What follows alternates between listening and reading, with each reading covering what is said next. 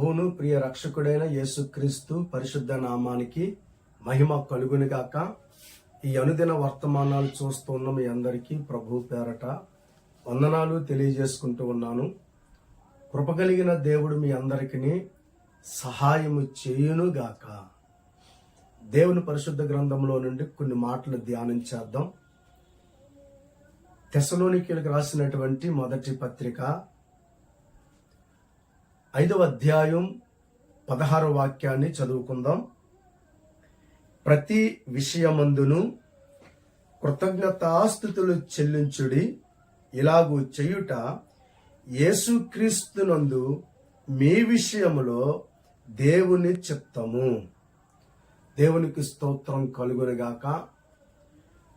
దేవుని బిడ్డలారా, ప్రతి విషయంలోని కూడా దేవుని పిల్లలమై ఉన్న మనము దేవునికి కృతజ్ఞతాస్తుతులు చెల్లించడం దేవుని చిత్తమని పరిశుద్ధ గ్రంథం మనకు తెలియజేస్తూ ఉంది.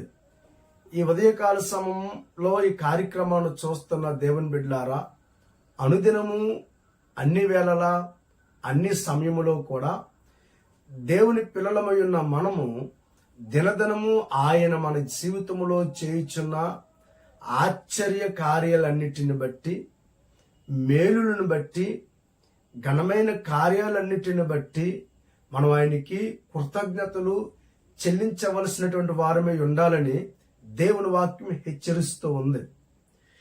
అందుకని ప్రతి విషయమందును కృతజ్ఞతాస్తుతులు చెల్లించుడి. ఆహారం ప్రభు మనకు అనుగ్రహిస్తూ ఉన్నారు, మంచి వస్త్రాలు ప్రభు మనకిస్తూ ఉన్నారు, వసతులన్నీ సమకూరుస్తూ ఉన్నారు, వండడానికి చక్కటి గృహాలు ఇస్తూ ఉన్నారు, పని చేయడానికి ఆరోగ్యాన్ని, బలాన్ని దేవుడు మనకి ఇస్తూ ఉన్నారు.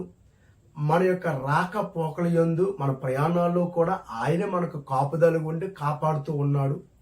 ఇలా చెప్పుకుంటూ వెళ్తే ఉదయం లేచింది మొదలుకొని మరలా రాత్రి పడుకునేంత వరకు రాత్రంతయు కూడా దేవాది దేవుడు కనుపాప వలె మనల్ని కాపాడుతూ అనుదినము అనుక్షణము మన ఎడల తన కృపను కనుపరచుచు మన జీవితంలో ఏ లోటు రాకుండగా చక్కగా మన పట్ల కృపను అనుగ్రహిస్తున్న దేవాది దేవునికి ప్రతి దినము కూడా దేవుని పిల్లలమై ఉన్న మనము ఆయనకు స్తుతులు కృతజ్ఞతలు ఆరోపించవలసినటువంటి వారమై ఉండాలి.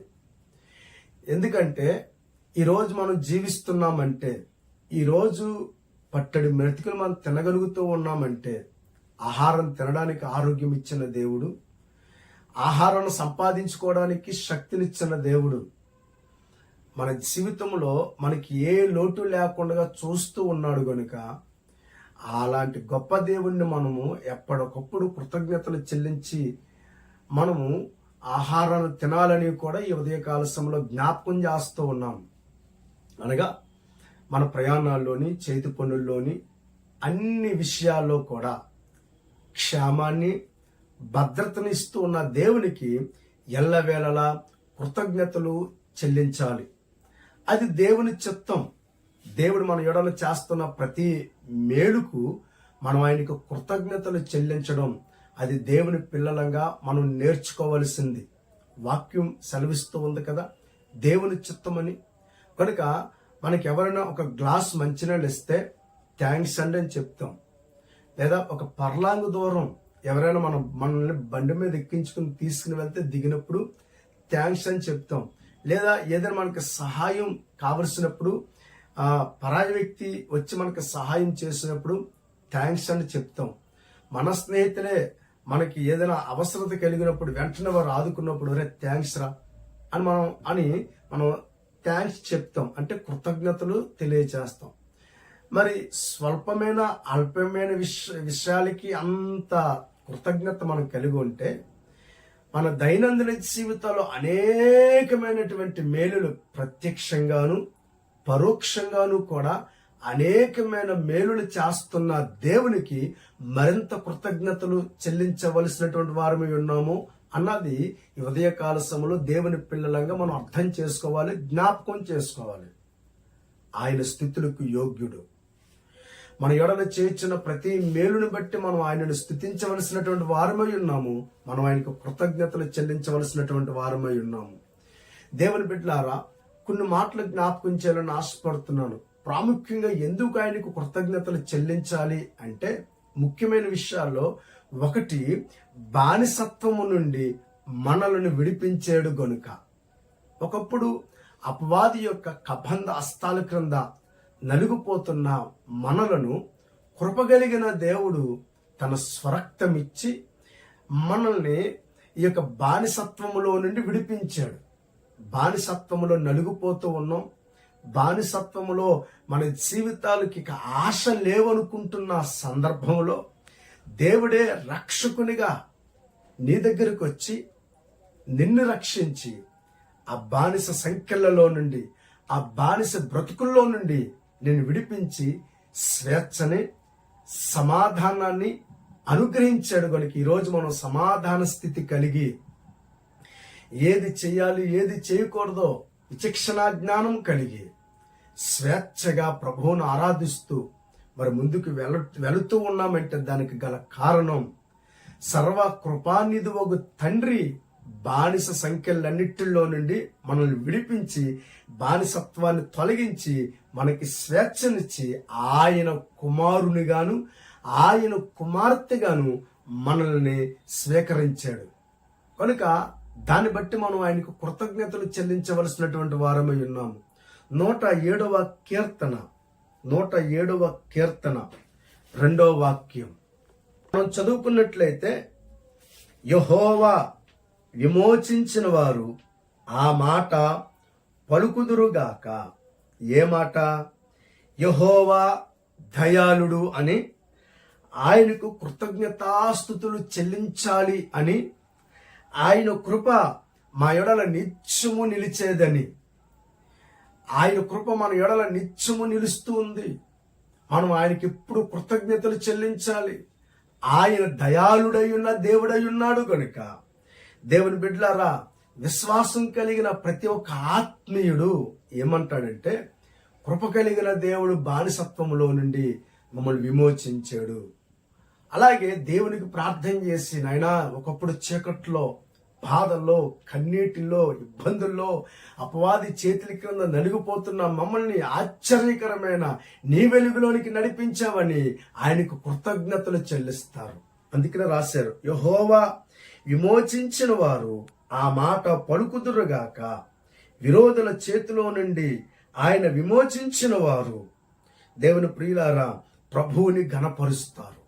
మా ఎడల మీరు చూపించిన కృపను బట్టి, మా ఎడల మీరు కనుపరిచిన ఈ ఆశీర్వాదాన్ని బట్టి నీకు కృతజ్ఞతలు నాయనా అని ఆయనను ఎల్లప్పుడూ కూడా కొనియాడుచు ఆయనకు కృతజ్ఞతలు స్తుతులు చెల్లిస్తారు. దేవుని ప్రియులారా, దేవుని వాక్యములో ఎఫెసీకి రాసినటువంటి పత్రిక 2వ అధ్యాయం 8వ వచనం ఒకసారి మనం చదువుకున్నట్లయితే చక్కటి మాటలు అక్కడ పరిశుద్ధాత్మ దేవుడు రాయించి పెట్టారు. చూడండి, చదువుతున్నాను. మీరు విశ్వాసం ద్వారా కృపచేతనే రక్షింపబడి ఉన్నారు. ఇది మీ వలన కలిగినది కాదు, దేవుని వరమే. చూసారా, కృపను బట్టి కేవలం దేవుడు మన ఎడల కృప చూపించాడు. మనం పాపులమై ఉండగానే క్రీస్తు మన కోసం తన రక్తాన్ని చిందించి ఆ రక్తం ద్వారా మన పాపాలన్నీ పరిహరించి మనల్ని శుద్ధి చేసి విమోచించాడు. ఎంత అద్భుతం! అందుకనే మీరు విశ్వాసము ద్వారా కృపచేతనే ఆయన మన ఎడల తన కృపను కనుపరిచాడు కనుక రక్షింపబడి ఉన్నాము. రక్షణ మన నీతి దానాల ద్వారా రాలేదు, మన స్వనీతి ద్వారా రాలేదు. కేవలము దేవుని కృపను బట్టి, దేవుని సహాయము ద్వారా మనకి రక్షణ కలిగింది.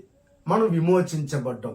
ఇది మన ఎడల దేవుని వరం, దివ్యమైన దేవుని వరం కనుక ఇలాంటి అద్భుతమైనటువంటి రక్షణ ప్రభు మనకి ఇచ్చాడు. మనం విమోచించినందుకు దేవుని పిల్లలమై ఉన్న మనం ఎప్పుడూ కూడా దేవునికి కృతజ్ఞతలు కలిగి జీవించవలసినటువంటి వారమై ఉన్నాము. దేవునికి స్తోత్రం కలుగునిగాక. రెండవది, కష్టకాలములో ఉన్నప్పుడు ఆయన మనల్ని ఆదుకుంటూ ఉన్నాడు గనుక దేవుని వాక్యం మనం చూసుకున్నట్లయితే అదే 107వ కీర్తన 19వ వాక్యం నేను చదువుతున్నాను. కష్టకాలమందు వారు యెహోవాకు మొర్రపెట్టిరి, ఆయన వారి ఆపదల్లో నుండి వారిని విడిపించెను. ఆయన తన వాక్కును పంపి వారిని బాగు చేసెను. ఆయన వారు పడిన గుంటలో నుండి వారిని విడిపించెను. ఆయన కృపను బట్టి నరులకు ఆయన చేయు ఆశ్చర్య కార్యములను బట్టి వారు యెహోవాకు కృతజ్ఞతాస్తుతులు చెల్లించుదురుగాక. అవును దేవుని బిడ్డలారా, మన జీవితంలో కష్టకాలంలో ఉన్నప్పుడు, ఏమంటే మరణ ఛాయలో ఉన్నప్పుడు, పడిపోయి లేవలేని పరిస్థితిలో ఉన్నప్పుడు, దేవునికి ప్రార్థన చేసినప్పుడు, కష్టకాలంలో ఆయన మనల్ని ఆదుకుని అన్ని విషయాల్లో మనకి ధైర్యాన్ని ఇచ్చి బలమిచ్చి మన ప్రార్థన అంగీకరించి పడిన స్థితిలో నుండి లేపిన దేవాది దేవుడు మన జీవితంలో అన్ని శూరకార్యాలు జరిగించారు గనుక ఆయన మన జీవితంలో కష్టకాలములన్నిటిలో ఆదుకున్నందుకు మనం ఆయనకు కృతజ్ఞతలు చెల్లించవలసినటువంటి వారమై ఉన్నాము. దేవునికి స్తోత్రం కలుగునుగాక. ఎందుకంటే ఆయన ఆపత్కాలములలో నమ్ముకొనదగిన సహాయకుడు గనుక ఆపద సంభవిస్తున్నప్పుడు మొర్రపెట్టినప్పుడు వెంటనే నేనున్నాను భయపడకని దేవుడు వెనుతట్టి మన చేయి పట్టి లేవనెత్తి నడిపిస్తూ ఉన్నాడు. కష్టాలన్నిటిలో నుండి కూడా మనల్ని విడిపించి ఆయన మనల్ని ఆదుకుంటున్నాడు కనుక ఆదుకుంటున్న దేవునికి ఎల్లవేళలా మనం ఏం చేయాలంటే కృతజ్ఞతలు చెల్లించాలి. దేవునికి స్తోత్రం కలుగునుగాక. ఇక మూడోది, మేలుతో మన హృదయాన్ని తృప్తిపరుస్తూ ఉన్నాడు ఆయన. మన జీవితాల్లో అనేకమైనటువంటి మేలులు మన ఎడల ఆయన చేసి ఘనమైన కార్యాలు, మేలైన కార్యాలు మన జీవితంలో మనం అనుభవించున్నట్లుగా మన హృదయాన్ని మేలు చేత తృప్తిపరుస్తున్నందుకు మనం దేవుణ్ణి స్తుతించవలసినటువంటి వారమే ఉన్నాము. దేవునికి స్తోత్రం. 103వ కీర్తన 5వ వాక్యంలో ఈ మాటలు రాయబడ్డే, ఒక్కసారి చదువుతూ ఉన్నాను. పక్షిరాజు యవ్వనము వలె నీ యవ్వనము క్రొత్తదగుచున్నట్లు మేలుతో నీ హృదయమును తృప్తిపరచుచున్నాడు. చూసారా, ఆయన మన హృదయాన్ని తృప్తిపరిచే దేవుడు ఉన్నాడు గనుక మన హృదయాన్ని తృప్తిపరుస్తున్న దేవునికి కృతజ్ఞతలు చెల్లించాలి. మన జీవితంలో దేవుడు చేయించిన ప్రతి మేలును కూడా మనం మర్చిపోకుండా ఆయనకు కృతజ్ఞతలు చెల్లించడం ద్వారా దేవునికి మహిమ, మన జీవితంలో మరిన్ని ఘనమైన కార్యాలు ప్రభు చేస్తారు. కనుక ఎల్లవేళలా అనుక్షణము అన్ని వేళలా మనం ప్రభువుని స్థుతిద్దాం, ఆయనను ఘనపరుద్దాం. ఆయన ఇస్తున్న ఆరోగ్యాన్ని బట్టి, వస్త్రాలు బట్టి, ఆహారాన్ని బట్టి, చేతి పనులను బట్టి, మన ప్రయాణాల్లో క్షేమాన్ని అనుగ్రహిస్తున్న దాన్ని బట్టి ఉదయం లేచిన మొదలుకుని రాత్రి మొదలుకుని ఉదయకాల సమయం వరకు కూడా అనుదినము కనురెప్ప కంటి పాప వల్ల ఆయన మనం కాపాడుతూ ఉన్నాడు కనుక ఆ కాపాడుతున్న దేవునికి ఎల్లవేళలా మనం కృతజ్ఞతలు చెల్లించి ప్రభు కోసం, ప్రభు కృపలో మనం ముందుకు సాగిపోదాం. దేవాది దేవుడు మనకు సహాయం చేసి మేలుల చేత నింపి బలపరచును గాక. ప్రార్థన. ప్రేమ కలిగిన దేవా, ఈ ఉదయకాల సమయంలో మేము ఎల్లప్పుడూ నీకు కృతజ్ఞతలు చెల్లించే వారంగా మమ్మల్ని ఉంచండి. కృతజ్ఞతాస్తుతులు చెల్లించుట యేసుక్రీస్తునందు అది దేవుని చిత్తమని మీరు మాతో మాట్లాడారు కనుక మా బానిసత్వంలో నుండి, కష్టకాలంలో నుండి అయ్యా మీరు మమ్మల్ని తప్పించినందుకు మేము ఎల్లప్పుడూ కృతజ్ఞతలు కలిగి జీవించవలసినటువంటి వారమే ఉన్నాము కనుక మేలుల చేత మా హృదయాన్ని అనుదినము తృప్తిపరుస్తున్నందుకు ఎల్లవేళలా నీకు కృతజ్ఞతలు చెల్లిస్తూ ముందుకు సాగిపోయే కృప మాకు ఒక్కొక్కరికి ప్రసాదించమని వేడుకుంటూ యేసు నామము ద్వారా ప్రార్థన అడిగి వేడుకొనుచున్నాము తండ్రి, ఆమేన్. ఈ ఉదయకాల సమయంలో దేవుడు కృపల చేత మనల్ని అందరినీ తృప్తిపరచును గాక. ఆమేన్.